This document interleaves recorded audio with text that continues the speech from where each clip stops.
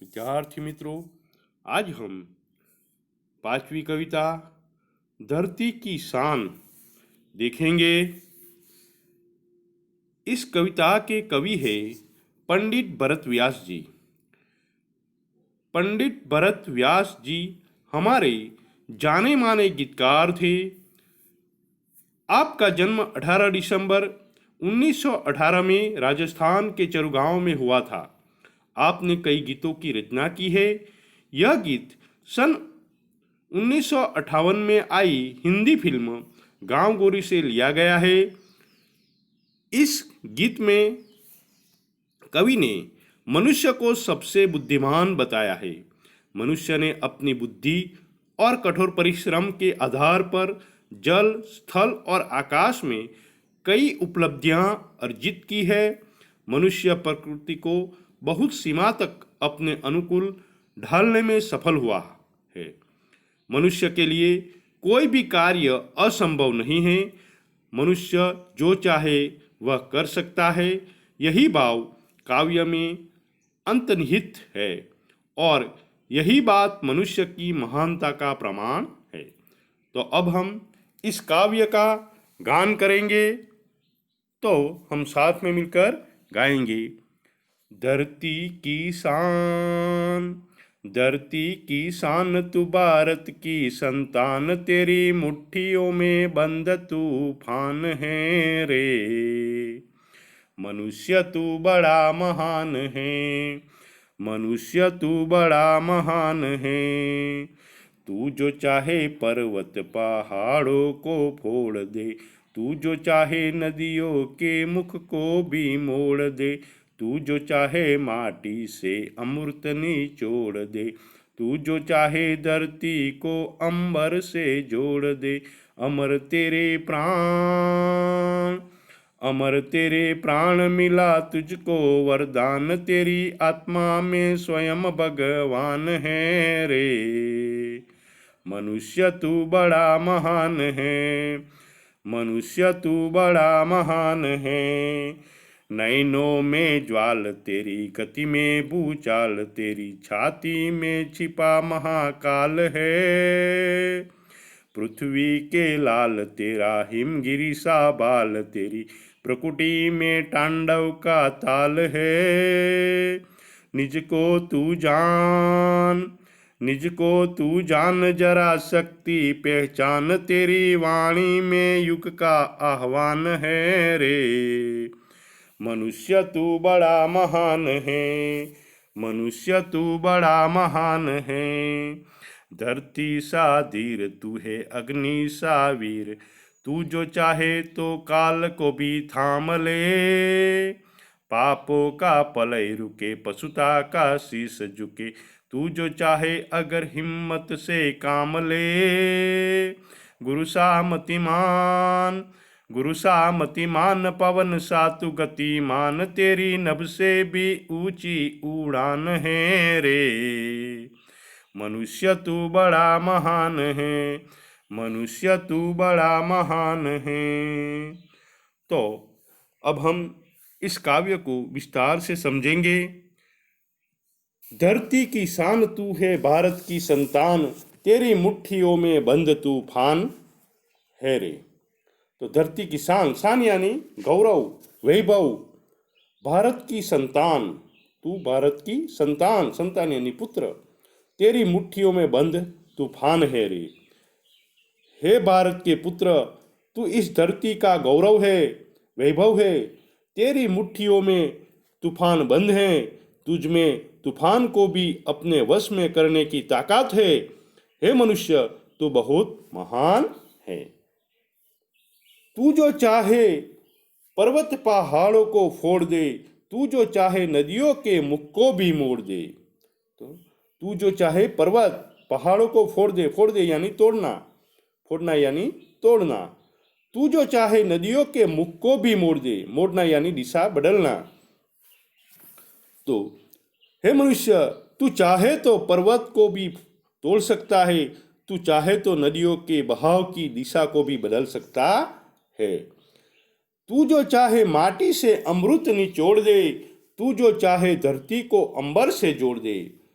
हे मनुष्य, तू चाहे तो माटी से अमृत निकाल सकता है। अमृत यानी बहुत बहुत स्वादिष्ट, निचोड़ना यानी रस निकालना, निचोड़ यानी रस निकालना, निचोड़ना यानी रस निकालना। तो तू चाहे तो मिट्टी से अमृत निकाल सकता है, तू चाहे तो धरती को आकाश से भी जोड़ सकता है। अंबर यानी आकाश, धरती यानी पृथ्वी। अमर तेरे प्राण मिला तुझको वरदान, तेरी आत्मा में स्वयं भगवान है रे। अमर तेरे प्राण मिला तुझको वरदान, तेरी आत्मा में स्वयं भगवान है रे। तू अपने अनोखे कर्मों से मरकर भी अमर हो सकता है।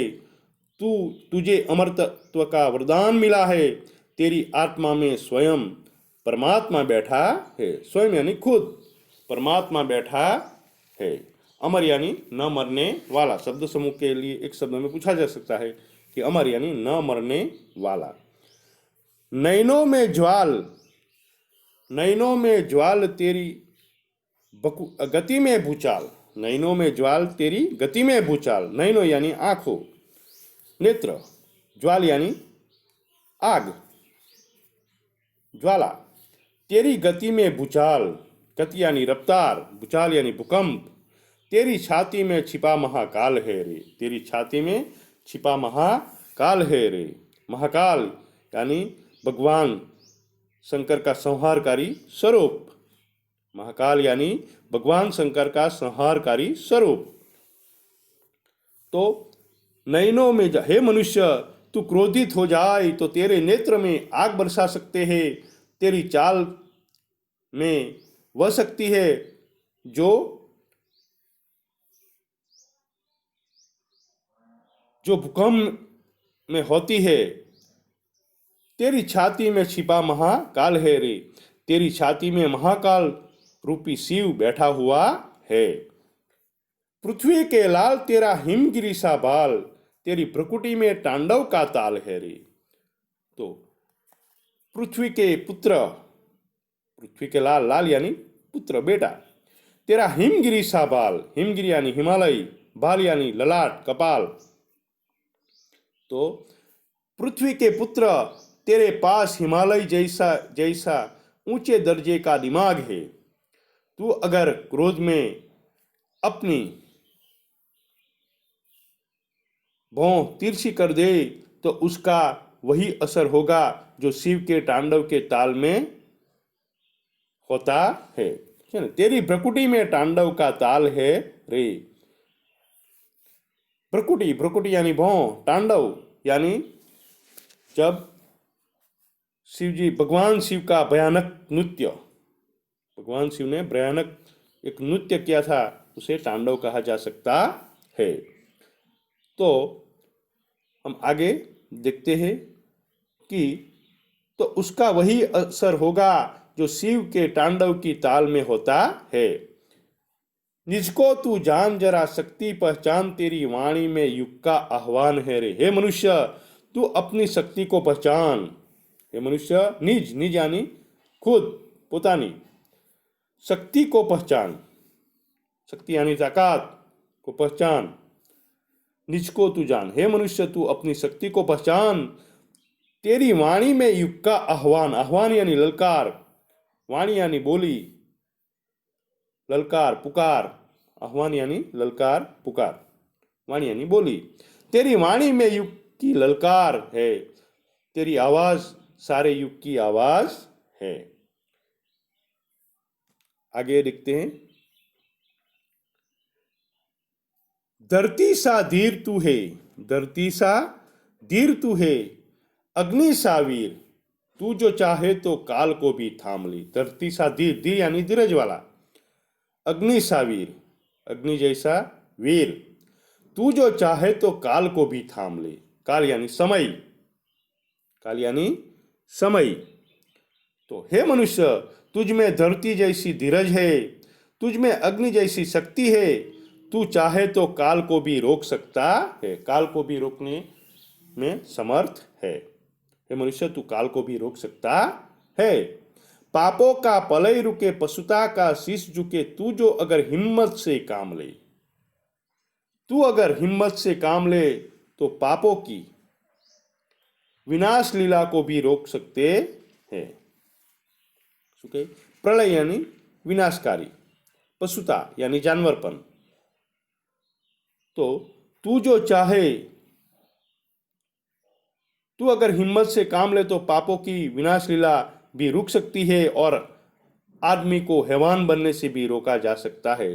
जानवरपन यानी हैवान बनने से भी रोका जा सकता है। गुरुसा मति मान पवन सातु गति मान, तेरी नभ से भी ऊंची उड़ान है रे।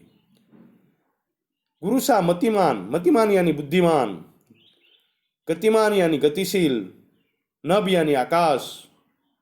तो गुरुसा मतिमान पवन सातु गति मान, तेरी नभ से भी ऊंची उड़ान है रे। तुझ में महान देव गुरु जैसी बुद्धिमता है और तू पवन की तरह गतिशील है। किसकी तरह? पवन की तरह गतिशील है। तू आकाश से भी ऊंचे पहुंचने की शक्ति रखता है। तुझ में इतनी शक्ति है कि तू आकाश से भी ऊंचे पहुंच सकता है। तो इस तरह यह काव्य है। अब हम शब्दार्थ देखेंगे। तो शब्दार्थ में शान, वैभव, गौरव, मुख, प्रवाह, वहन, धरती, पृथ्वी, धरा, अंबर, आकाश, नभ, ज्वाल, अग्नि, भूचाल, भूकंप, बाल, ललाट, कपाल, भ्रकुटी, भौं, काल, समय, मतिमान यानी बुद्धिमान। अब हम आगे देखेंगे अभ्यास के प्रश्न। अब हम अभ्यास के प्रश्न देखेंगे। पहला जो प्रश्न है, काव्य को डीवीडी, मोबाइल जैसे साधनों के माध्यम से सुनाकर उसका व्यक्तिगत और सामूहिक गान करवाइए। हमने सामूहिक गान पहले ही किया है। अब हम प्रश्न नंबर 2 देखेंगे। तो उसमें है आप क्या क्या कर सकते हैं, पहला सवाल है।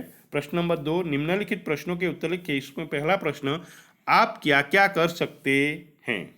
आप क्या क्या कर सकते हैं? तो मैं नदी में तैर सकता हूँ, मैं कुएं से पानी निकाल सकता हूँ, साइकिल चला सकता हूँ, पतंग उड़ा सकता हूँ, क्रिकेट में अच्छे बल्लेबाजी कर सकता हूँ और गेंदबाजी भी कर सकता हूँ। इस तरह बहुत से काम कर सकता हूँ। जो भी आप काम कर सकते हैं वह लिखना है इस सवाल। दूसरा सवाल, विविध क्षेत्रों में मनुष्य क्या क्या प्रगति की है। तो आज हम देख सकते हैं विविध क्षेत्रों में मनुष्य ने बहुत सी प्रगति की है कि रासायनिक खातर और ट्रैक्टर बनाकर मनुष्य ने कृषि क्षेत्र में अनाज का उत्पादन बढ़ाया है। विद्युत शक्ति से चलने वाली मशीनों द्वारा उसने औद्योगिक क्षेत्रों में कपड़ा, प्लास्टिक, रबर आदि से तरह तरह के उत्पादन किए हैं।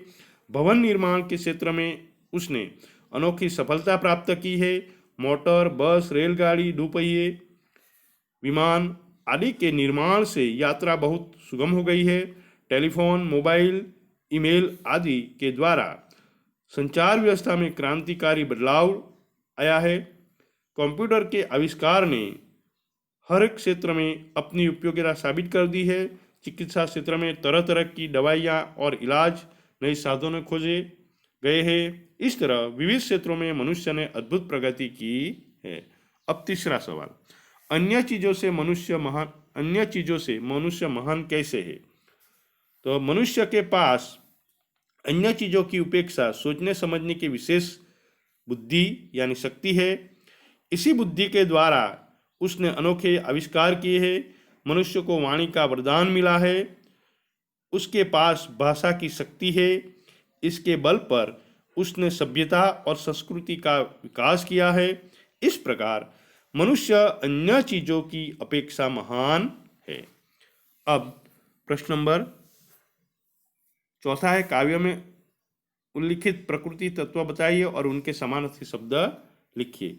तो उनमें काव्य में जो उल्लिखित प्रकृति के तत्व और उनके समानार्थी शब्द है, धरती, भूमि, पृथ्वी, पर्वत, पहाड़, नदी, सरिता, माटी, मिट्टी, अंबर, आकाश, नभ, अग्नि, आग, पवन, हवा, इतने शब्द आते हैं।